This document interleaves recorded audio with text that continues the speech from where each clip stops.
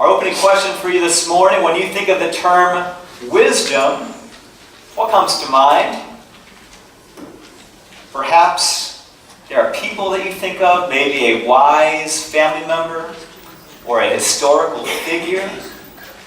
Perhaps an image or another word comes to mind. Go ahead and think about this for a moment. Turn to your neighbor, in fact. You have about 20 seconds here. Turn to your neighbor and talk about what image or name comes to mind when you hear the word wisdom. Who was wise in history? Go ahead.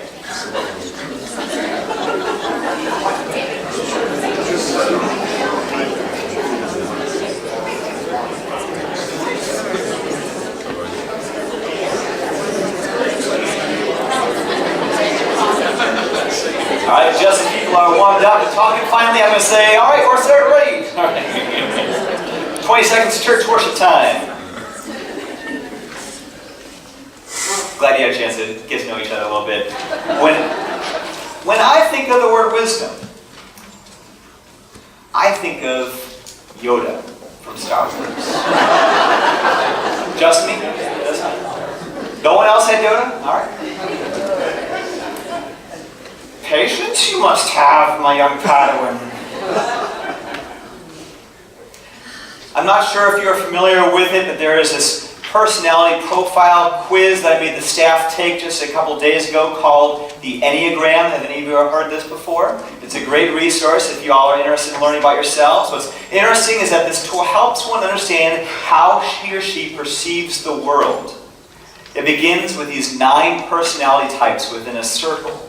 And it breaks it further down into 3 segments of that circle. One from the heart, one from the body, and one from the mind. Now the idea is if you are a wise and mature individual, you're actually ultimately sharing from all 9 segments of this personality circle figure there. For me, I am a type 5. I'm a seeker of wisdom, dwelling in the works of the mind, or as I like to hear the term that was given to one of these types, the wise sage. Feel free to call me that anytime you like, referencing your pastor. But as within most things in life, there are pros and cons to living solely in the mind. For instance, how do we balance the life of the mind with the life of the heart and of the body? Wisdom has been sought after by humans for generations. All the major religions and cultures of the world talk about wisdom in one form or another. Judaism, for example, shares with many of its texts with Christianity. Beyond Proverbs, one can learn about wisdom in books such as Ecclesiastes or in the Song of Solomon, otherwise known as the Hakma literature, which we sometimes call the writings section of the Old Testament. In Buddhism, wisdom is sometimes known by the term prajna, meaning insight in the true nature of reality, namely impermanence, suffering, selflessness, and emptiness, as Buddhists seek the 4 noble truths. Islam describes wisdom as hikmah, which actually sounds very familiar and similar to the Jewish tradition. An interesting point here is that gaining insight is only part of wisdom.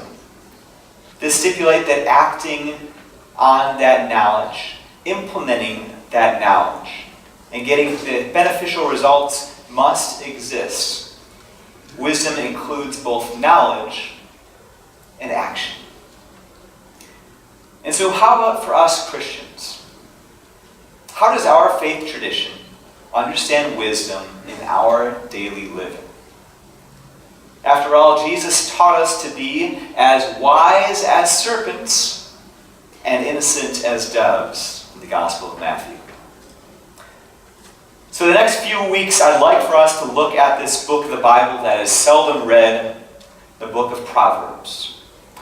Now, Proverbs is a collection of teachings over 31 chapters, most of them attributed to King Solomon, as Cheryl mentioned, who is known as one of the wisest human beings on the earth.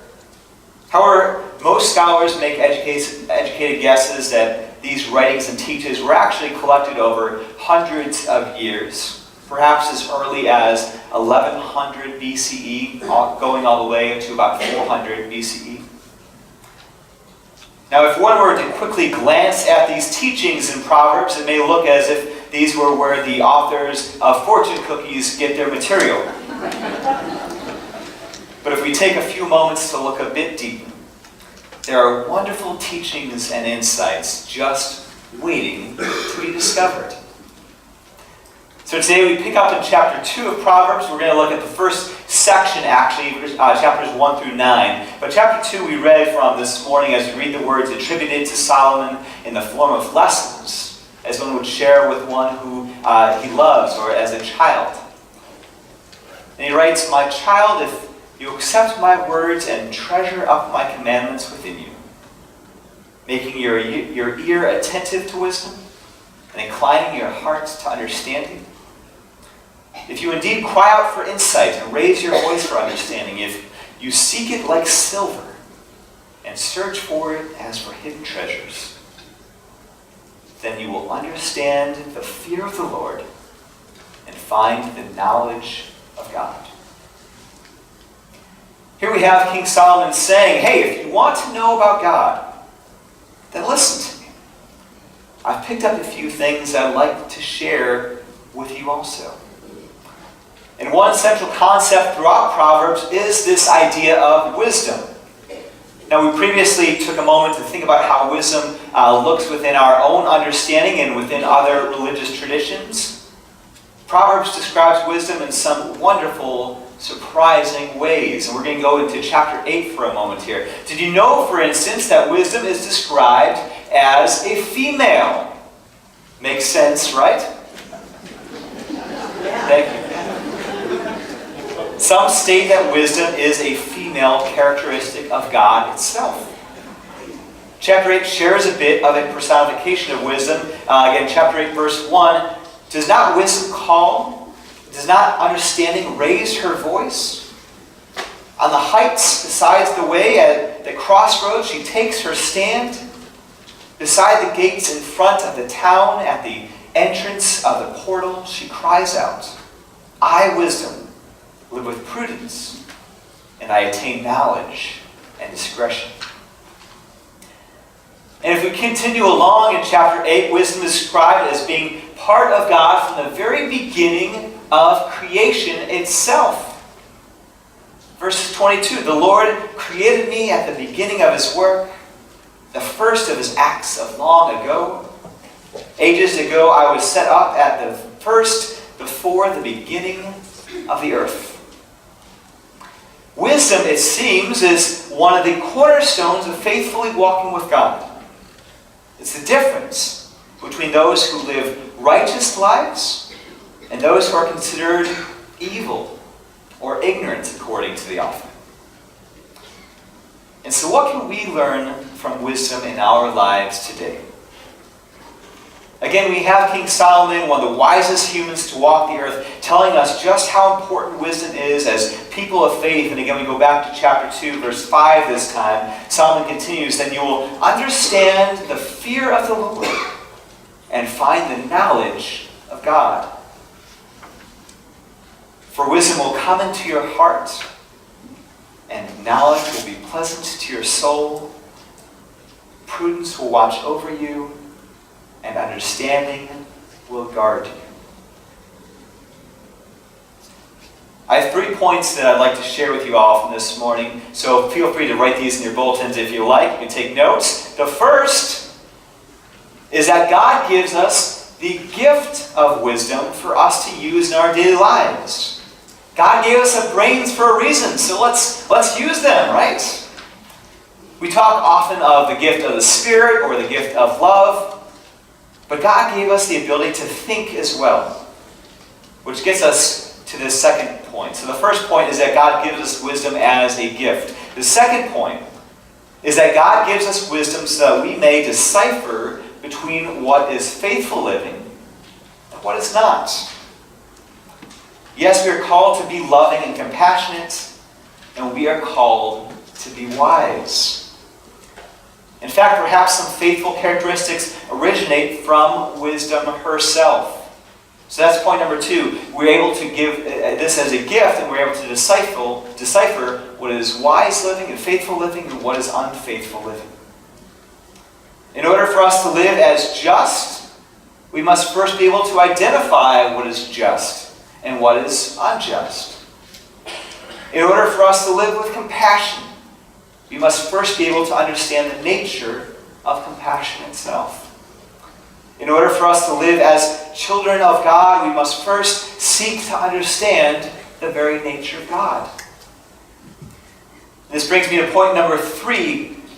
There is another part of wisdom which we will pick up on within the next few weeks as well, which is similar to what other faiths have to say about wisdom. Knowledge is a very important part of our lives of faith. But wisdom is incomplete unless accompanied by action. If we know what is just and we do not act, are we any better than those who are ignorant of justice itself? If we know what is compassionate response would be, yet we choose to judge and ridicule, are we any better than those who choose to act in evil? If we say we are children of God, and yet our lives do not reflect the very qualities that God shares with us, are we truly walking in faith? And friends, this is the good news for us as Christians this morning, as we are given wisdom to decipher between faithful and unfaithful living. God moves within us to transform such knowledge into an identity of the complete self. For wisdom will come into your heart, the author says, and knowledge will be pleasant to your soul. And this is what Jesus did in his life. Cynthia Burgel writes this about Jesus as a seeker of wisdom. She writes, Jesus was a wisdom teacher. He was concerned with the transformation of the whole human being. Transformation from what to what? Well, for a starter, from our animal instincts and egocentricity into life and compassion. From a judgmental and dualistic worldview into a non-dual acceptingness. This was the message that Jesus came preaching and teaching, a message that was radical in its own time and remains equally radical today. We celebrate a God who gives us the gift to think and to learn. God speaks words of truth and justice into our minds.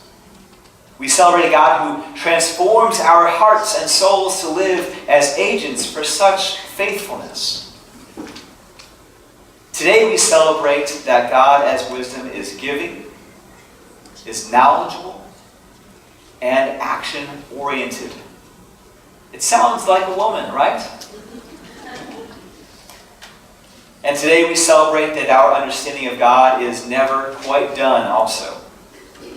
Instead, God continues to whisper words of truth into our hearts as we slowly discover our own roles in realizing God's kingdom here on earth. So I will leave you with some words of wisdom. I swear I came up with these myself. Adventure? Excitement? A Christian craves not these things. A Christian craves wisdom, and from this wisdom the courage to act in faith as one complete, holy being. And all of God's children said, Amen.